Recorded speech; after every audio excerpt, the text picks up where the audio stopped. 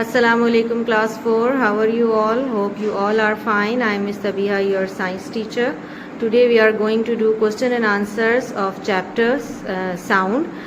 These question answers are in your book on page number 111. Question number 1, define the following terms: sound, vibration, echo and frequency. इन सब words की definitions आपने खुद ही find out करके लिखनी है, चाहे तो बुक से देखें या गूगल सर्च करके 2 लाइंस की डेफिनेशंस आप खुद लिखेंगे। ये आपका होमवर्क है क्वेश्चन नंबर 1। क्वेश्चन 2 मैं रीड कर रही हूँ, मैंने आंसर्स लिखे हैं। Explain in your own words how sounds are made and how they travel through the air. Sounds produced when an object vibrates, creating a pressure waves. These pressure waves cause particles in the surrounding medium, air, water or solids to have vibrational motion. क्या मतलब है इसका? मतलब है कि sound कैसे produce होती है और वो किस तरह ट्रैवल करती है, आपसे पूछा है क्वेश्चन। आंसर है साउंड प्रोड्यूस होती है वाइब्रेशन से। जो वेव्स का जो प्रेशर आप बनता है, जो मैं अपने यूनिट चैप्टर में एक्सप्लेन कर चुकी हूँ, उससे साउंड प्रोड्यूस होती है।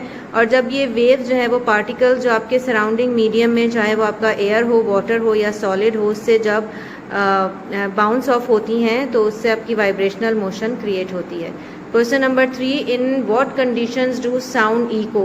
इको किन कंडीशंस में होती है? Echo sounds Echoes can be heard in a small spaces with hard walls or with lot of hard surfaces, but sounds are not reflected when they meet a soft surface such as cushion. They will be absorbed and will not bounce back.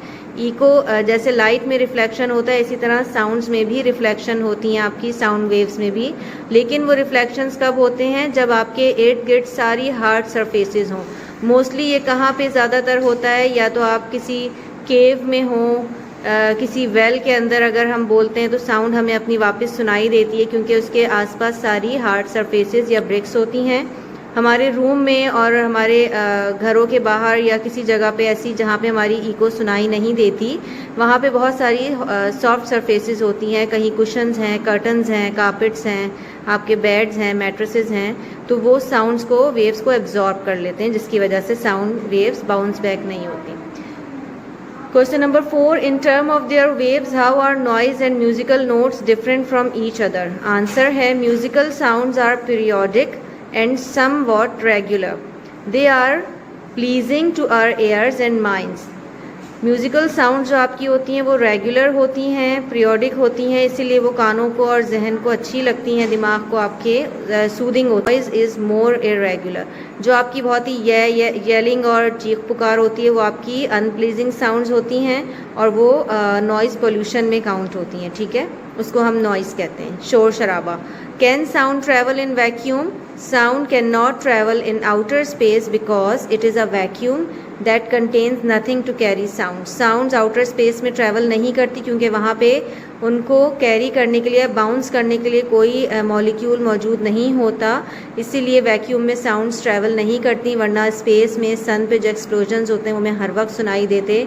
वहाँ की जो इतने बड़े बड़े explosions होते हैं वो इसीलिए हमें सुनाई नहीं देते, क्योंकि वो साउंड्स को ट्रैवल नहीं करवा पाते, ठीक है। That's all for today's. ये क्वेश्चन आंसर्स अपनी कॉपी में बहुत नीट एंड क्लीन कीजिएगा। क्वेश्चन 1 इज़ आपका होमवर्क है।